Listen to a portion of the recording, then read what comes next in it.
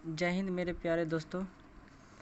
आज के इस वीडियो एपिसोड में देखेंगे यानी कि पार्ट 1 में कि आरआरबी ग्रुप डी परीक्षा 22/9/2018 के सेकंड शिफ्ट में पूछा हुआ क्वेश्चन है। चलिए तो शुरू करते हैं। पहला क्वेश्चन है कि आधुनिक आवर्त सारणी के छठे आवर्त में कितने तत्व मौजूद हैं। एसपीडी के साइंस है, मतलब एसपीडी साइंस है, केवल इसमें साइंस आपको बताया जाएगा, मतलब प्रीवियस ईयर।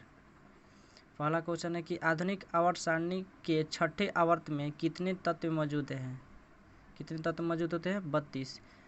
मेंडलीव की आवर्त सारणी में ऊर्ध्वाधर कलम क्या कहलाता है? तो समूह कहलाता है, समूह। और इसमें और पूछा जाता है कि ऊर्ध्वाधर कहने का मतलब ऊपर नीचे, एक क्षैतिज कहने का मतलब ऐसे, ऊर्ध्वाधर कहने का मतलब ऐसे। तो ऐसे वाला समूह ऐसे वाला क्षैतिज कहलाएगा।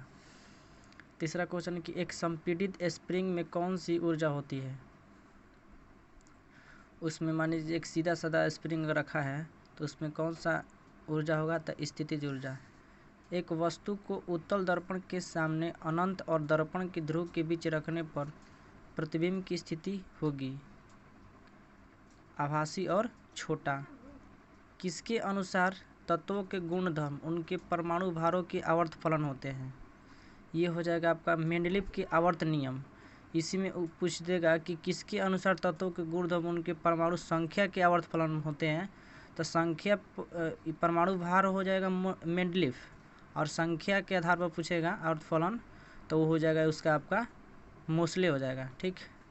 अमीबा में प्रजनन कैसे होता है? तो द्विखंडन द्वारा। अमीबा में प्रजनन कैसे होता है? तो द्विखंडन द्वारा। अगला क्वेश्चन देखते हैं कि ठोस के पिघलने के दौरान इसका तापमान क्या होता है। तापमान में क्या परिवर्तन होता है? यानी कि परिवर्तित नहीं होता है, यानी कोई भी ठोस चीज़ को पिघलाएंगे तो जितना वो ठोस रूप में गर्म रहता है उतना ही वो पिघलने के दौरान भी गर्म रहता है, तो इसलिए परिवर्तित नहीं होता है। अगला क्वेश्चन है कि अधिकांश सरीसृपों में एक खाली स्थान होता है, यानी कि सरीसृप में कितने कक्षीय होते हैं? तो 3 कक्षीय हृदय वाला होता है सरीसृप। ठीक। एक व्यक्ति तंत्रिका कोशिका खाली स्थान लंबी हो सकती है, यानी कि 100 सेंटीमीटर। एक व्यक्ति की तंत्रिका कोशिका यानी कि मनुष्य की तंत्रिका कोशिका कितना तक लंबा हो सकता है? तो 100 सेंटीमीटर लगभग।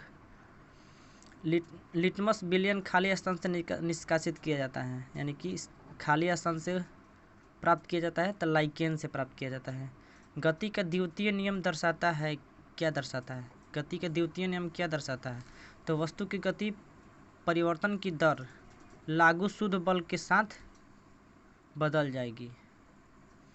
चलिए तो अगला एपिसोड में देखेंगे अगले प्रीवियस ईयर क्वेश्चन। तब तक के लिए थैंक यू, बाय।